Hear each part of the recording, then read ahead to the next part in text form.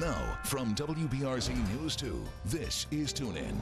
It's 5 a.m. Good morning, South Louisiana. We're glad you can tune in on this Friday, March 3rd. I'm John Pastor. Good morning. I'm Kylie Dixon along with Josh and Ashley. Good morning. Good morning. Yeah, it is chilly this morning. It is nice out there. Figured after starting off several days in the 70s, we've noticed a big difference. We do. I'm going to let you know how long that sticks around in just a moment. Okay, we'll check in with both of you in just a moment. Breaking at this hour, a 2-alarm fire in Baton Rouge. Firefighters are on the scene of an apartment fire off Sherwood Commons at Coursey Boulevard. Very few details are known at this time, but the flames are out.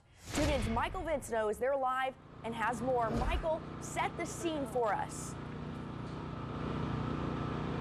Well, Kylie, right now there are still dozens of residents outside of their homes, and we do know that that the Baton Rouge Fire Department is here, as well as the St. George Fire Department, and they are still working very actively on these apartments here. This is Sherwood Place Apartments at 4500 Sherwood Commons, and there are still dozens of firefighters out here right now. Really too many to count, but they are still inside of this building.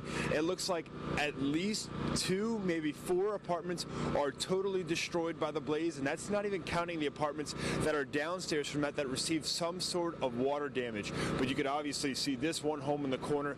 This home is certainly a total loss, as well as a few in the other ones, but you can still see firefighters are putting more water into these homes and still looking through. We do know that they are still going through apartment to apartment to see if anybody is still out here. We're going to stay out here in the event that something does happen, so stay tuned for those details. But for now, back to you.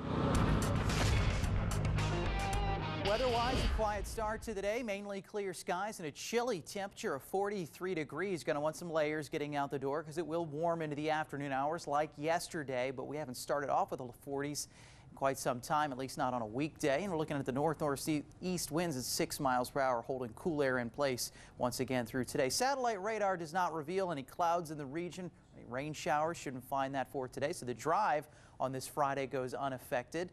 Temperatures will climb out of the 40s into the 50s by 9 a.m. with plenty of sunshine into the 4 o'clock hour. Close to 70 degrees for our high temperature and 62 at 6. High temperature forecast today going to be 69 degrees. No threat for any rain. Looks like the state of Louisiana as a whole staying nice, high and dry. All right, mentioned no weather effects to your morning commute. Let's see if that is the case. Otherwise, Ashley Fruge takes a first look at traffic. Thanks, Josh. Overall, I would say it is still pretty quiet for traffic as well this morning. We do have a breakdown, but it is not causing any delays. But heads up, if you are exiting the bridge, I-10 eastbound, right by Washington, there's an 18-wheeler there, kind of stopped on the road with its lights on. It's over to the side, so just heads up for that. Right now, no slowdowns just yet. Sometimes Friday mornings we see that back up going I-10 westbound. Sometimes we don't, so maybe today we'll be in the clear. Right now, though, 2 minutes crossing over Washington LA1, then southbound I-10 from that Port Allen into Plaquemine Drive, just about 14 minutes. Let's take you outside and check on those roadways. Right at the top of your screen, you can hardly see some flashing lights. That's the 18-wheeler I was talking about. Again, no delays from that at this time, just heads up. You can see the bridge is wide open, no major problems westbound or eastbound, and that LA1 exit ramp is a smooth sail. Again, no problems on I-12 this morning. So as we normally see, traffic is light in the morning, so hopefully it stays that way. Back to you. All right, Ashley, thank you very much. We continue this morning with calls for some type of change on a road where a teen was hit and killed in Denham Springs. The teenager was hit crossing the street on his way to school. Really feel that something should be done with either the crosswalks or crossing guards or something. They need to reduce it, and also children need to watch when they cross the road, if there's any vehicles coming. People also need to watch out for pedestrians. All those suggestions made after 14-year-old Bryce Edling, a freshman at Denham Springs Freshman High, was hit on Cocker M Road, a block away from school. The road has no crosswalks for students to safely cross the 2-lane street. The speed limit on the road is 45 miles per hour. Bryce was described by family members as a great kid who left a lasting impression. Good, loving, family kid. Yep. Kind of kid you want. He was a great kid. Fishing. Loved to fish. Favorite team's the Cavaliers. He was always there for family. I felt that it was just a really hard struggle for his family, and I felt I should just give a piece of my life to him and his family's life because I just felt really bad for them. Since learning of what happened, many people stopped by the scene to pay their respects, leaving behind flowers, stuffed animals, and words of encouragement. No word at this time if the driver that hit the teen will face charges. Area investigators also worked 2 other serious accidents, one deadly. 64-year-old William Alford veered into oncoming traffic and crashed into another vehicle on Jefferson Highway south of Tiger Bend. Both drivers were taken to the hospital where Alford died from his injuries. Another wreck near Dutchtown High School sent at least 2 other people to the hospital.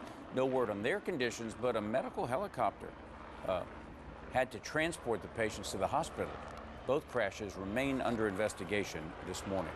In other news, Louisiana Congressman Richmond clearing up controversial comments he made about presidential advisor Kellyanne Conway. And you can just explain to me that circumstance, because she really looked kind of familiar in that position there. But Richmond made the comments during the annual Washington Press Club Foundation congressional dinner. Now, he was referring to this picture you're seeing right there. It was taken during a meeting between President Trump and the presidents from historically black colleges and universities. Richmond defended his comments in the statement, saying that where I grew up, saying that someone is looking or acting familiar means they are behaving too comfortably. Looking ahead, another sign of progress in the area's flood recovery. The Greenwell Springs Library on Greenwell Springs Road will reopen today. The library got about a foot of water back in August, even losing thousands of books and other items. The library isn't 100%, but will be open while final repairs are made. In a News 2 follow-up, a helping hand from a hardware store after someone stole tools being used to rebuild from the flood. I saw the news and it's just heartbreaking for a pastor who's, doing all his work for his people and taking money out of his pocket. The managers at a Lowe's in Baton Rouge stepped in to help the Hope Community United Methodist Church. News 2 surprised the pastor with the donation via Facebook Live, showing that you can overcome evil with good. Even when delivering the new tools, it was learned that the church was targeted again. Managers from the local Lowe's also donated new doors and locks to be installed on every outside door of the building after learning the church was burglarized twice this week.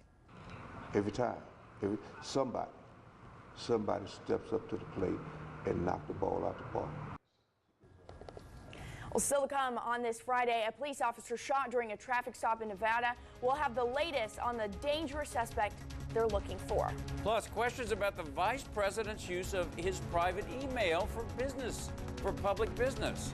We'll have the latest on that controversy also coming up. But right now it is 5:08 on this TGIF, a chilly 43 degrees outside.